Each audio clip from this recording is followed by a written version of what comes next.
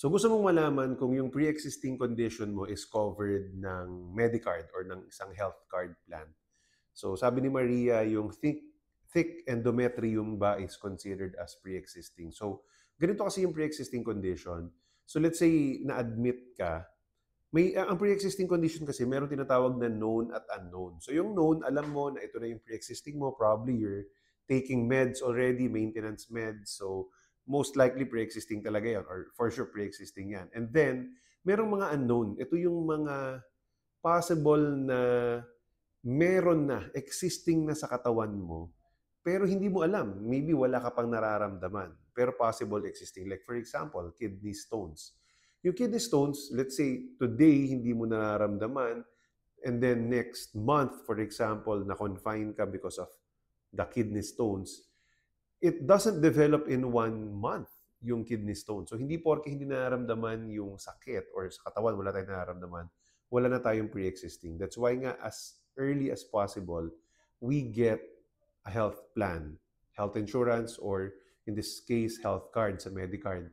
So, hindi porke wala tayong dineclare na pre-existing, um, ano to, dito kumbaga, free na talaga kagad lahat ng sakit natin pwedeng i-cover.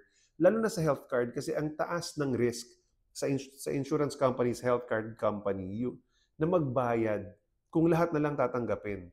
'Di ba? Especially like Medicard VIP plan, walang medical required yan. So approved kagad dyan from age 0 to 65 pwedeng kumuha.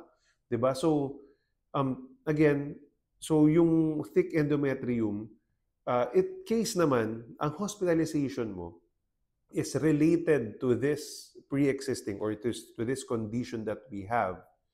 Yun, doon siya mako-consider as pre-existing. And then, again, ang Medicare VIP, yung pinakamurang plan na 25,000 a year, ang covered niya lang kung related sa pre-existing, whether check-up yan, or confinement yan, or outpatient yan, up to 5,000 lang every year.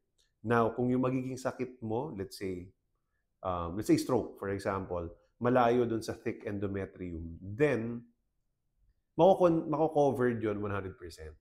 So ang hindi lang naman mako-cover ng up to the medical benefit limit or the maximum benefit limit for the year is yung mga sakit na lalabas in relation to your pre-existing. Alright?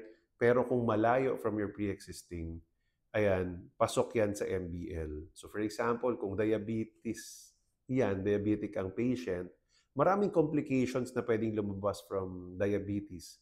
So yun, malaki yung chance ma-link yun sa pre-existing, malilimit siya. Yun yung tricky, no? Kasi syempre, let's say kung nasanay tayo na kung meron tayong health card, dati tayong employed, and dun sa company natin, covered yung pre-existing up to 100%. Ganun po talaga kapag company provided. Kasi ano yan, parang arranged rate or negotiated rate yan kung magkano yung babayaran. And then dahil marami kayong employees, mas nakaspread out yung risk ng isang HMO company.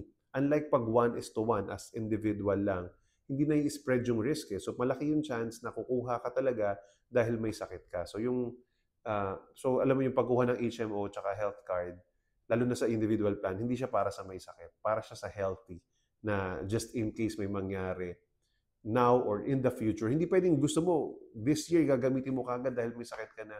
Malulugi naman lahat ng HMO nun. So I hope this answers your question sa simpleng usapan at kwentuhan natin about pre-existing.